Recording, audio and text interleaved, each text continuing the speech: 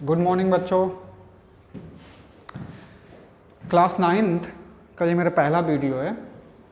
तो इसमें इससे पहले हम लोग क्लास में पढ़ चुके हैं सेल के बारे में थोड़ी बहुत हम नॉलेज ले चुके हैं। क्या होता है सेल, स्ट्रक्चर क्या होता था, एनिमल सेल क्या था, उसके कंपोनेंट्स क्या थे, प्लांट सेल, इन सब के बारे में बात हुआ था।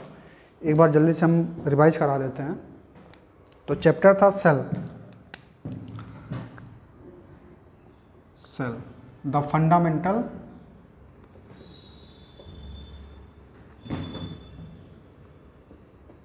मेंटल यूनिट ऑफ लाइफ, ये चैप्टर का नाम था।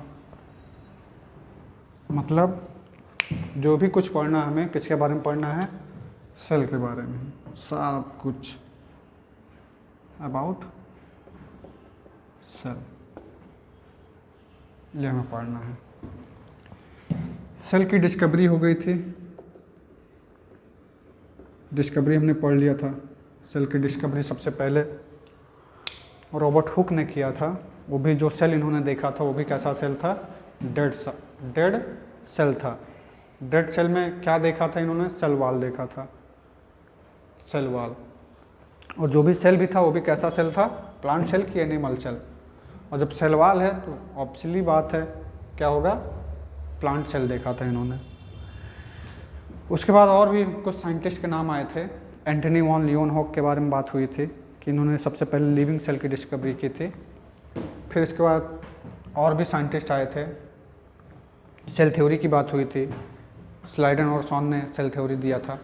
दोनों अलग अलग साइंटिस्ट थे, एक बॉटनी के थे, एक जूलॉजिस्ट थे। और फिर इसके बाद सेल थ्योरी भी कंप्लीट नहीं थी। सेल थ्योरी को कंप्लीट किया था, किसने कंप्लीट किया था, रॉबर्ट विर्चो ने। और रॉबर्ट विर्चो ने ये बताया था कि जो सेल बनती हैं वो पुरानी सेल से बनती हैं। Cell arise from pre existing cells, मतलब जो नई सेल्स का फॉर्मेशन होता है वो पुरानी सेल से ही होता है। ये स्टेटमेंट दिया था किसने, विर्चो ने। बाकी स्लाइडन और सॉन ने क्या कहा था, स्लाइडन सॉन ने ये बोला था कि जो भी सेल्स, जो भी प्लांट्स हैं या एनिमल हैं वो किसके बने हैं, सेल और उसके प्रोडक्ट के। लेकिन उन्होंने इसके बारे में कुछ भी बात नहीं किया था कि जो नई सेल का फॉर्मेशन होता है वो कैसे होता था। तो इसी वजह से हमने सेल थ्योरी को क्या माना था, इनकम्प्लीट माना था। तो कंप्लीट विर्चो ने किया था।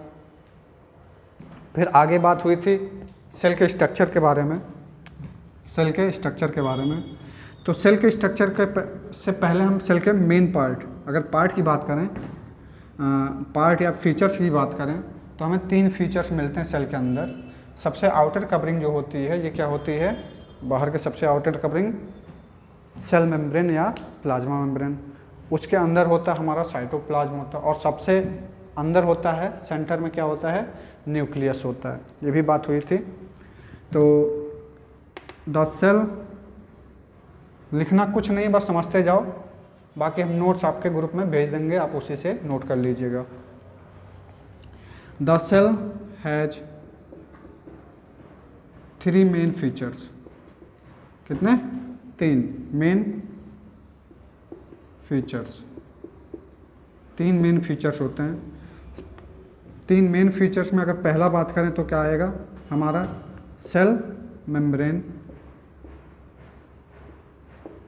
दूसरा बात करें साइटोप्लाज्म,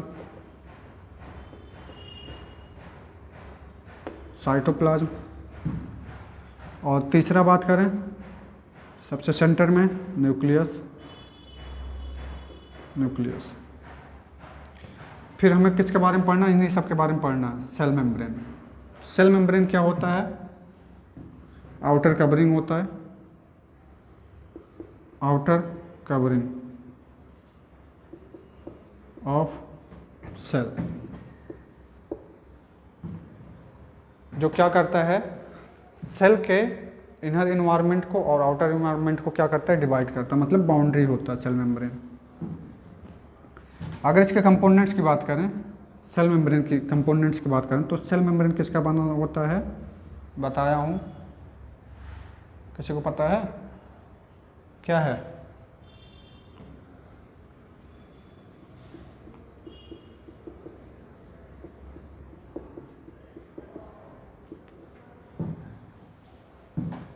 प्रोटीन और लिपिड मिलकर ही क्या बनाते हैं, सेल मेम्ब्रेन बनाते हैं। नेचर की बात करें तो कैसा होता है, सेलेक्टिवली परमेएबल होता है। नेचर की बात करें भाई, नेचर काम क्या करता है, तो सेलेक्टिवली परमेएबल होता है।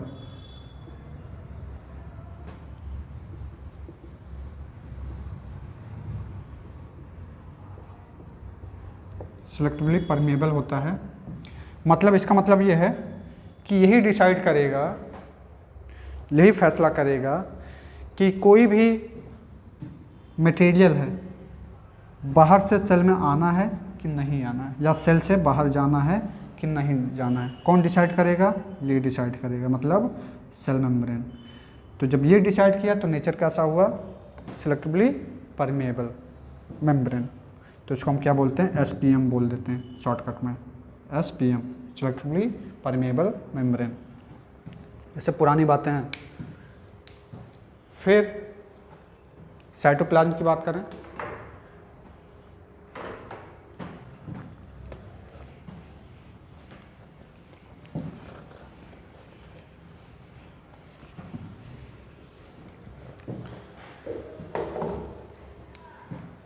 दूसरा पॉइंट पढ़ना है साइटोप्लाज्म।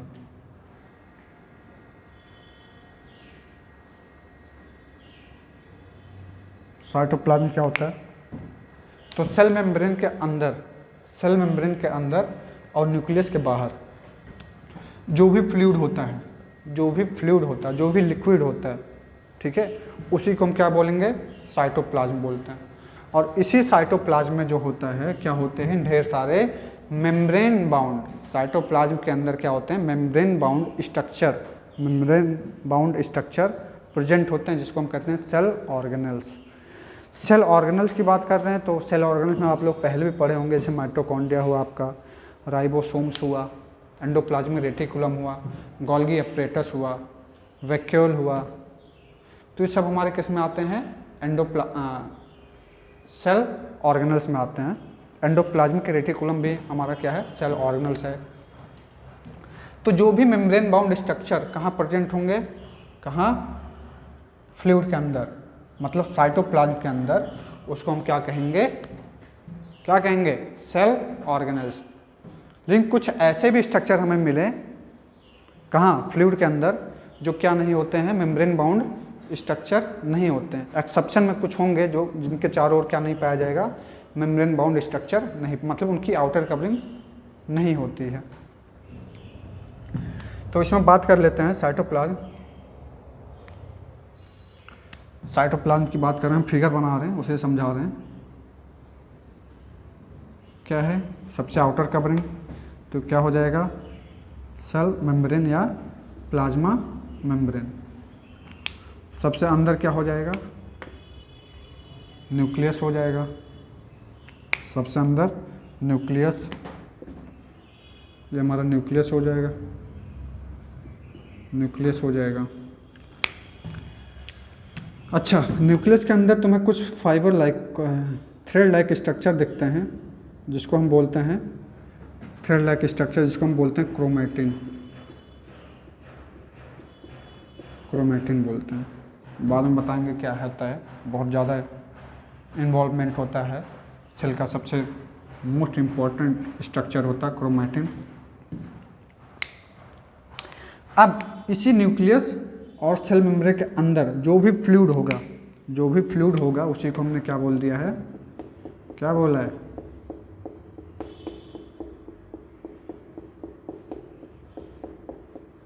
ये जो फ्लूइड है,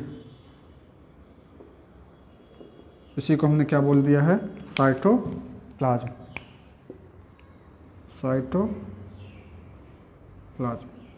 जितनी भी एक्टिविटी होगा सब इसी के अंदर होगा, साइटोप्लाज्म के अंदर। मेटाबॉलिक जो भी रिएक्शन चलता है वो कहाँ चलता है, साइटोप्लाज्म के अंदर।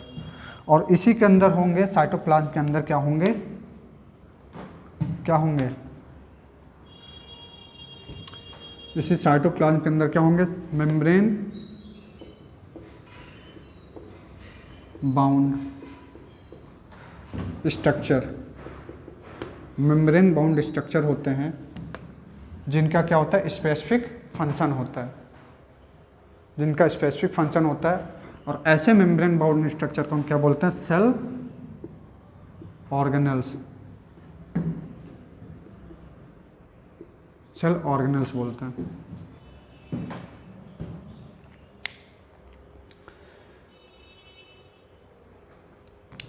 थोड़ा हटके कुछ और बात कर लेते हैं, प्लांट सेल के बारे में बात करते हैं। तो प्लांट सेल में भी, प्लांट सेल की बात कर लेते हैं। प्लांट सेल में भी सारा स्ट्रक्चर ऐसे होता है, लेकिन बस एक डिफरेंस होता है कि यहाँ जो सेल मेम्ब्रेन है इसकी आउटर कवरिंग में एक स्ट्रक्चर पाया जाता है जिसको हम बोलते हैं, क्या बोलते हैं? जिसको बोलते हैं सेल वॉल। क्या बोलते हैं? सेल वॉल, जिसको रॉबर्ट हुक ने सबसे पहले डिस्कवर किया था। तो ये देखो, ये किसकी? प्लांट सेल की बात कर रहे हैं। तो प्लांट सेल में सेल तो नॉर्मली ऐसे बनाएंगे, बीच में न्यूक्लियस भी बनाएंगे, बीच में न्यूक्लियस भी बनाएंगे, लेकिन इसके जस्ट आउटर साइड, किसके? सेल मेम्ब्रेन के जस्ट बाहर एक लेयर पाई जाती है जिसको हम क्या बोलेंगे?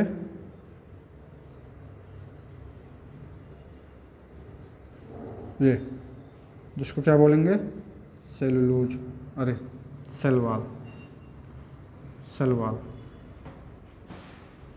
ये बना किसका होता है? इसके कंपोनेंट की बात करें तो ये सेलुलोज होता है, सेलुलोज का बना होता है। फिर सबसे बाहर ये जो ब्लैक वाला रीजन तुम्हें दिख रहा है, ये हमारा क्या है? सेल मेम्ब्रेन है या प्लाज्मा मेम्ब्रेन। और सबसे फिर ये जो फ्लूइड होगा ये हमारा क्या होगा? साइटोप्लाज्म। और सबसे अंदर क्या होगा? न्यूक्लियस।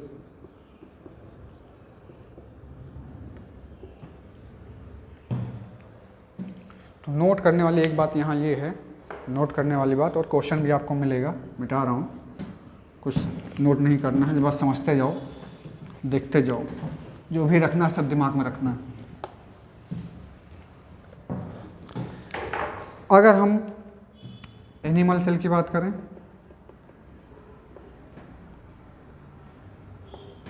और प्लांट सेल की बात करें,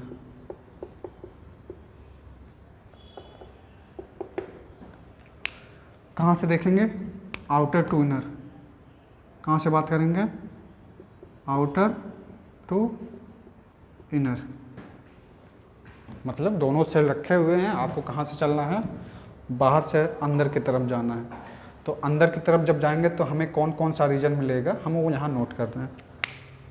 अगर एनिमल सेल में इंटर करते हैं तो सबसे पहले किससे टकराएंगे? Cell wall? नहीं, सेल वॉल यहाँ होगा। सबसे पहले सेल मेम्ब्रेन, या इसी को हम बोलते हैं प्लाज्मा मेम्ब्रेन। आगे कैसे पहुँच जाएंगे? साइटोप्लाज्म। सबसे अंदर चले जाएंगे तो क्या मिल जाएगा? न्यूक्लियस मिल जाएगा। लेकिन अगर यहाँ बात करें तो सब कुछ यही रहेगा, लेकिन इससे पहले भी एक लेयर आती है जिसको अभी हमने बताया, क्या होता है? Cell wall.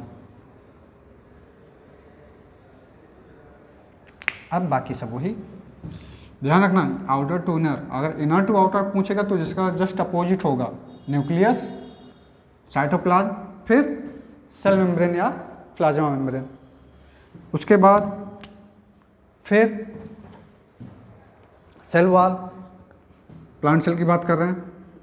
आगे सेल मेम्ब्रेन या प्लाज्मा मेम्ब्रेन, फिर साइटोप्लाज्म,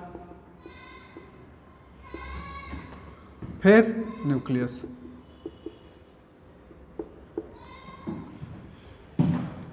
ये सब रहा।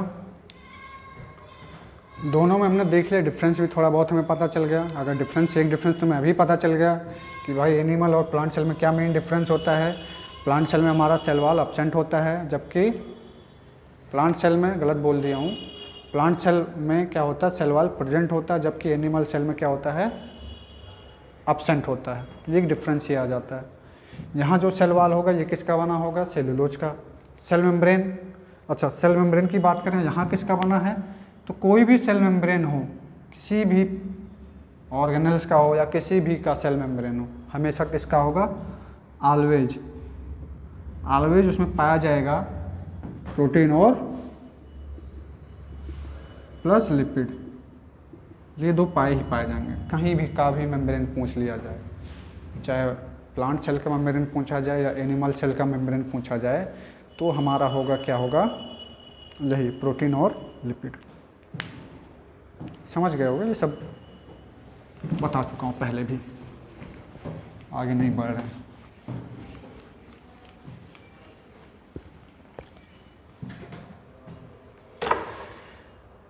तो बात कर रहे थे सेल मेम्ब्रेन का।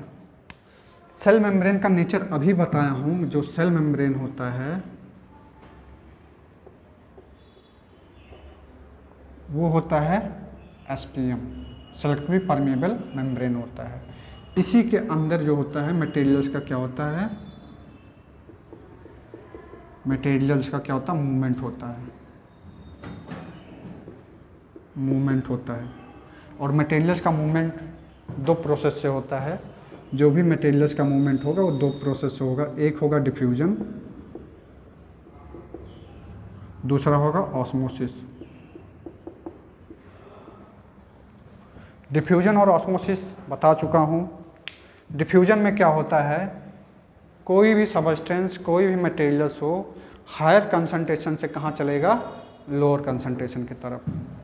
तो इस टाइप का कहीं प्रोसेस हो रहा है तो उसको हम सिंपली क्या बोल देते हैं, डिफ्यूजन बोल देते हैं। और डिफ्यूजन किसी में भी हो सकता है, सॉलिड में भी हो सकता है, लिक्विड में भी हो सकता है और गैसेस में भी हो सकता है। तो ध्यान रखना, डिफ्यूजन जो है क्या है, higher concentration to lower concentration की तरफ क्या होगा, मूवमेंट होता है इसका।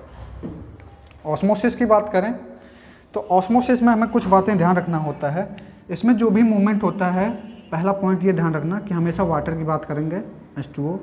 दूसरा किसी मेम्ब्रेन के थ्रू, मतलब एक एसपीएम मेम्ब्रेन होगा, सेमी परमेबल मेम्ब्रेन के थ्रू एसपीएम। ये दो बातें बोलना बहुत ज़रूरी है। अगर वाटर का मूवमेंट किसी एसपीएम के थ्रू कहाँ से, एक प्लेस से दूसरे प्लेस की तरफ मूवमेंट कर रहा है तो उसको हम क्या बोलेंगे, ऑस्मोसिस। और कंसंट्रेशन के बेसिस पे बात करें तो अपोजिट कर देंगे। ये ऑस्मोसिस जो होगा ये कहाँ से कहाँ होगा, कहाँ से कहाँ, लोअर टू हायर कंसंट्रेशन होगा। एक जगह कंसंट्रेशन कम, दूसरी जगह कंसंट्रेशन ज़्यादा। तो ऑस्मोसिस के बेसिस पे हमने सोल्यूशन देखा था। ऑस्मोसिस के बेसिस पे जो सोल्यूशन मिले थे हमें, वो कितने टाइप के मिले थे, टाइप ऑफ सोल्यूशन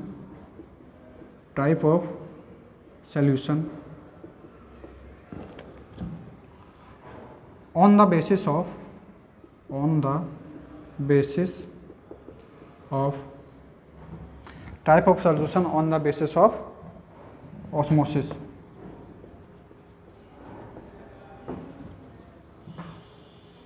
तो ये जो टाइप मिले थे हमें, कितने टाइप के मिले थे, 3 टाइप के सोल्यूशन मिले थे। ये बहुत इंपॉर्टेंट है, आप आगे भी बायो लोगे तो वहाँ भी आपको ये पढ़ना पड़ेगा। पहला था हमारा हाइपोटोनिक,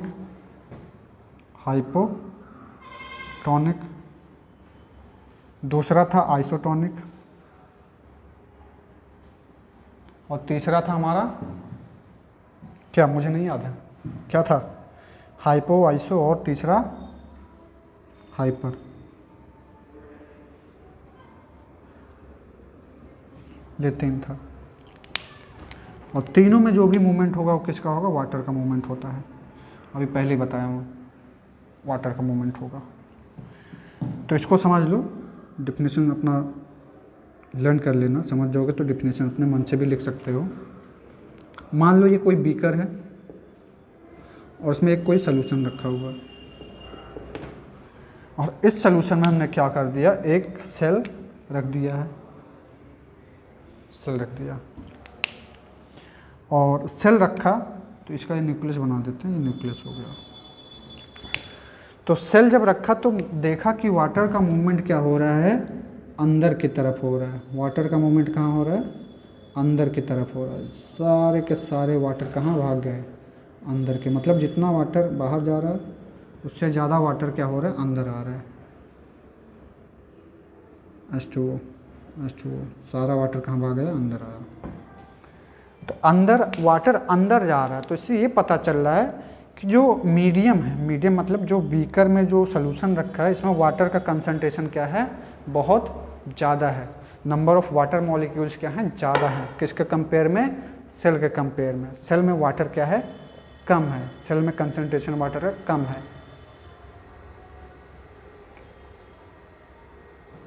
तो इसका मूवमेंट कहाँ होगा, अंदर की तरफ होगा, वाटर अंदर की तरफ भाग जाएगा।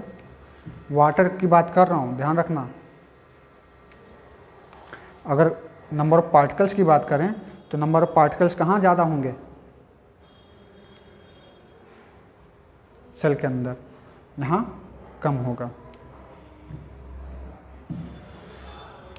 तो सेल के साइज पे क्या इफेक्ट पड़ेगा, सेल का साइज सेल अप कर जाएगा, सेल अप कर जाएगा। सेल क्या हो जाएगा, साइज इंक्रीज कर जाएगा, सेल अप कर जाएगा।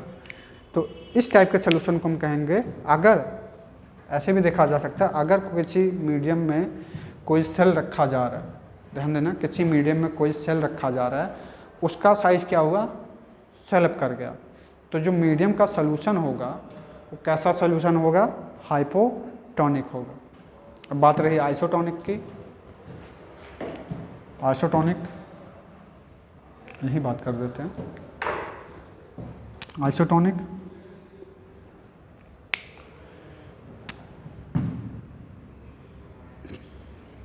आइसोटोनिक में वाटर का मूवमेंट दोनों तरफ, सेल के अंदर और सेल के बाहर, मतलब मीडियम से सेल में और सेल से कहाँ, मीडियम में, इक्वल होगा। जितना वाटर अंदर जाएगा उतना वाटर बाहर भी निकल जाएगा। तो सेल के साइज पे कोई भी चेंजेस नहीं आने वाला है। ये रहा सेल, ये रहा न्यूक्लियस, ये रहा मीडियम सॉल्यूशन।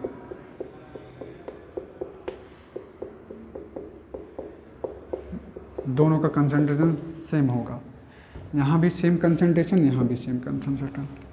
तो जितना वाटर अंदर उतना वाटर बाहर,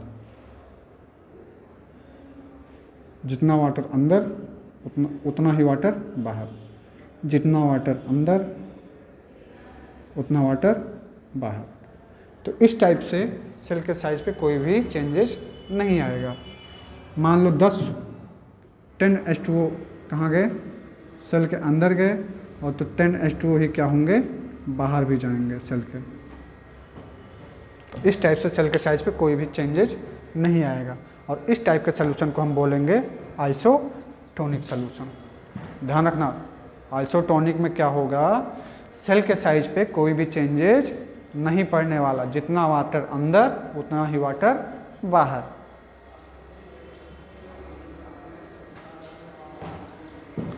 इसके बाद बचा हमारा हाइपरटोनिक, ये भी बता चुका हूँ। हाइपरटोनिक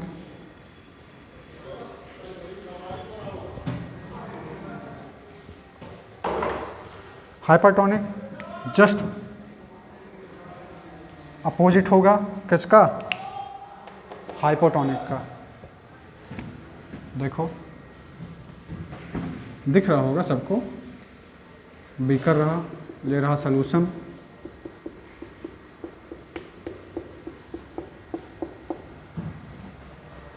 सबको समझ में आ रहा है ना। बाद में बताना, कमेंट करके बताना तुम लोग।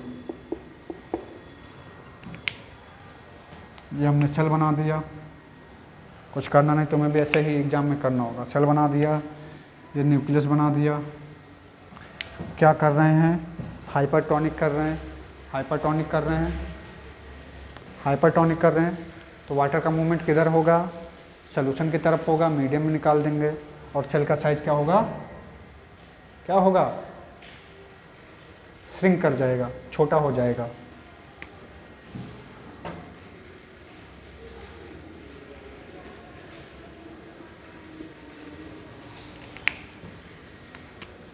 ये सेल कुछ हो जाएगा,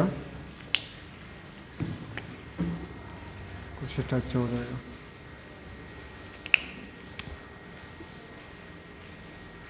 ऐसा हो जाएगा, सेल का साइज श्रिंक कर जाएगा।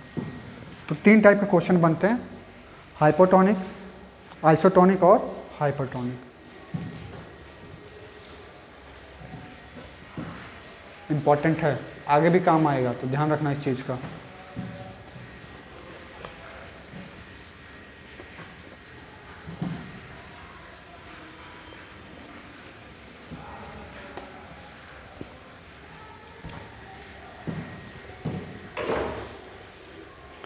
सेल ऑर्गेनेल्स हमने बता दिया था कि सेल ऑर्गेनेल्स क्या होते हैं। मेम्ब्रेन बाउंड स्ट्रक्चर होगा जो कहाँ प्रेजेंट होगा, साइटोप्लाज्म के अंदर। मेम्ब्रेन बाउंड स्ट्रक्चर जो कहाँ पाए जाएंगे, साइटोप्लाज्म के अंदर, उसको बोलते हैं सेल ऑर्गेनेल्स। और सेल ऑर्गेनेल्स से हमें आगे पढ़ना है, तो तुम्हें सेल ऑर्गेनेल्स में बता देता हूँ कौन कौन से सेल ऑर्गेनेल्स पढ़ने हैं जो तुम्हारे क्लास में सिलेबस में है। पहला है एंडोप्लाज्मिक रेटिकुलम, ये याद इसको बोलते हैं। पहले तो यही याद कर लो कौन कौन से सेल ऑर्गेनेल्स हैं। कभी कभी एग्जामिनर सेल ऑर्गेनेल्स का नाम ही पूछ देगा कि कुछ सेल ऑर्गेनेल्स का एग्जाम्पल बताइए, तो नाम पहले याद करो। एंडोप्लाज्मिक रेटिकुलम, दूसरा गोल्गी बॉडी, गोल्गी बॉडीज बोलते हैं, कहीं गोल्गी बॉडी भी लिखा होता है। तीसरा माइटोकॉन्ड्रिया,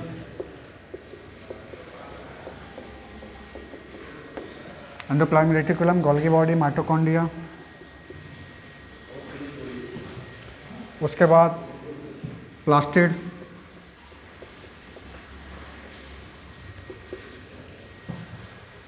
राइबोसोम्स,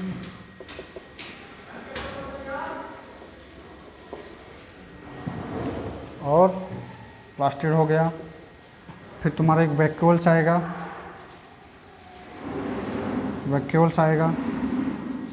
एक और endoplasmic reticulum, mitochondria, plastid, ribosomes, और एक होगा सेंट्रोसोम।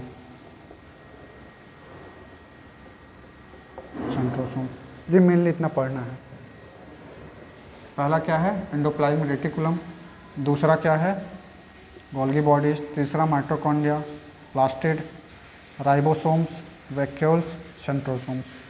सबसे ज़्यादा तुम्हें किस पर फोकस करना है, प्लास्टिड पे करना है, माइटोकॉन्ड्रिया पे करना है, राइबोसोम्स पे करना है, और एंडोप्लाज्मिक रेटिकुलम पे ध्यान देना। ये मेन 4 तो जरूर याद कर लेना, endoplasmic reticulum, mitochondria, plastid, ribosomes. तो अगला जो लेक्चर होगा वो यहीं से स्टार्ट होगा, एंडोप्लाज्मिक रेटिकुलम से।